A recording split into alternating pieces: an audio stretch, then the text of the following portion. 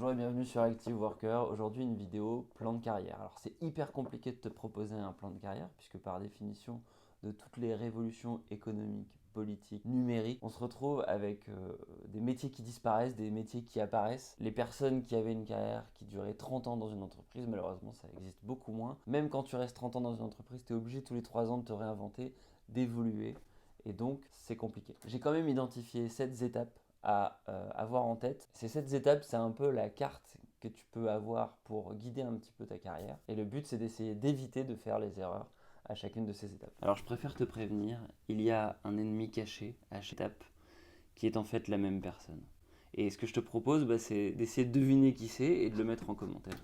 Si tu as trouvé, sinon tu devras attendre la fin de la vidéo pour avoir la réponse. Première étape, c'est je choisis. C'est le moment où tu vas t'orienter. Là, il faut faire attention à ne pas trop rester dans son coin, mais être capable d'aller découvrir la réalité des jobs qui t'intéressent.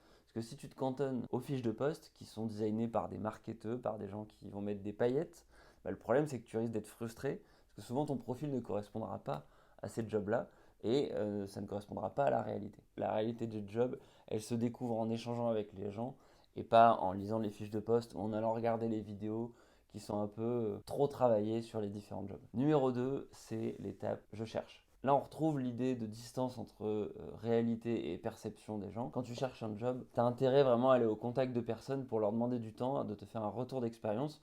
Non seulement pour la première étape, pour vraiment faire un choix en conscience de là où tu vas t'orienter, mais surtout savoir comment tu vas te positionner par rapport au marché. C'est l'erreur qu'on voit souvent de personnes, par exemple, qui reviennent de l'étranger et puis qui n'arrivent pas à trouver de travail parce que leur salaire est trop élevé par rapport à ce qui était à l'étranger et ce qu'ils peuvent trouver en France. Les compétences finalement qu'ils avaient à l'étranger, on en a moins besoin en France, donc il faut qu'elles se remettent en question et c'est hyper difficile. Numéro 3, une fois que tu as trouvé un travail, c'est la difficulté de démarrer. Donc la troisième étape, c'est je démarre. Là, je pense que la difficulté principale, ça va être de t'insérer dans une communauté, t'insérer dans un groupe qui doit t'accueillir.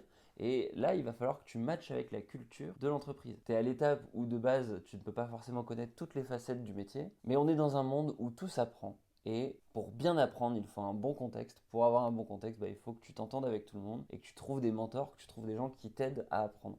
Donc l'intégration sur tes premiers jours de mission, sur tes premiers jours de travail, c'est hyper important. Et donc le danger, c'est tes perceptions, c'est tes idées préconçues, c'est tout ce qui va faire que tu ne t'intégreras pas dans le groupe. Numéro 4, l'étape je maîtrise. Cette étape-là, c'est le moment où tu vas prendre en main ton job, prendre en main ton expertise, apprendre à apprendre. Le danger ici, c'est l'effet, ce qu'on appelle l'effet Dunning-Kruger. C'est la fameuse courbe en fait où en termes de perception, au début, on va t'apprendre les bases de ton métier. Et à un moment donné, tu vas avoir l'impression d'être en maîtrise de ce métier-là. Tu vas avoir l'impression de connaître les différents chapitres du livre. Le problème, c'est que tu ne connaîtras pas les différentes spécificités de chacun des chapitres. Et là, tu peux te retrouver avec des situations où finalement, tu manques d'expertise et ton excès de confiance en toi peut t'amener à faire des erreurs. Donc la notion de maîtrise, ce que ça veut dire, c'est qu'il faut aborder les choses avec humilité pour vraiment continuer d'apprendre à apprendre. La cinquième étape, c'est l'étape d'optimisation, j'optimise. Quand tu maîtrises un job, tu vas être capable d'apporter le niveau de satisfaction suffisant au client pour que toi, tu sois rétribué par ton salaire et puis par la satisfaction de tes chefs et de tes pairs dans l'entreprise. Un travers dans lequel tu pourrais tomber, c'est plutôt un travers de paresse, entre guillemets. Mais ça y est, la satisfaction, tu l'as, tu maîtrises ton job, et donc, pourquoi essayer d'optimiser ton travail? Et c'est là où c'est super important d'avoir en tête qu'on vit dans un monde qui est très compétitif, et donc, si tu ne cherches pas à optimiser ton temps, optimiser la satisfaction de tes clients, que ce soit des clients internes dans l'entreprise ou des clients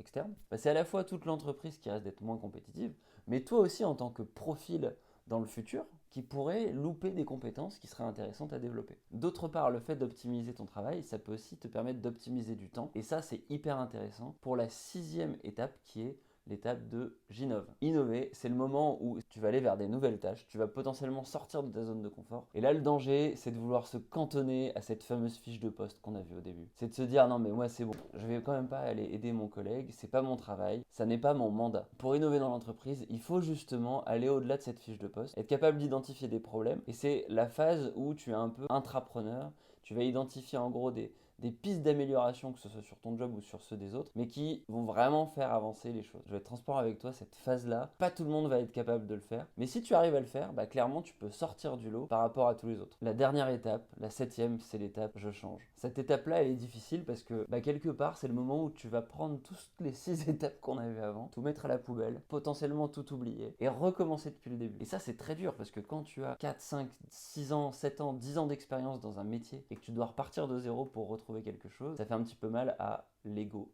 Et l'ego, tu regardes bien, en fait c'est l'obstacle principal à toute ta carrière puisque à chaque étape, c'est l'ego qui nous a embêtés. Quand tu étais à la première étape, je choisis, c'est l'ego qui te poussait à aller chercher une offre d'emploi avec le plus de paillettes. Quand tu étais à la deuxième étape, je cherche, c'est l'ego qui te poussait à considérer que quand même ces entreprises, elles devraient accepter ta candidature. Quand tu étais à l'étape 3, je démarre, potentiellement c'est l'ego qui te pousse à considérer que ce groupe, cette nouvelle communauté qui doit t'accueillir, elle ne comprend pas ton génie. Quand tu étais à l'étape 4, où il fallait que tu apprennes ton métier, c'est l'ego qui peut te faire croire que finalement tu sais tout. Quand tu étais à l'étape 5, j'optimise, c'est l'ego qui peut te faire croire justement mais c'est bon, j'ai fait suffisamment, j'ai pas besoin d'aller plus loin. Et quand tu étais à l'étape 6, c'est pareil, c'est l'ego qui pouvait te pousser à rester dans ta zone de confort. Voilà, donc en résumé, l'ego est ton ennemi principal. J'espère que cette vidéo t'a plu, moi je te dis à la prochaine, ciao ciao.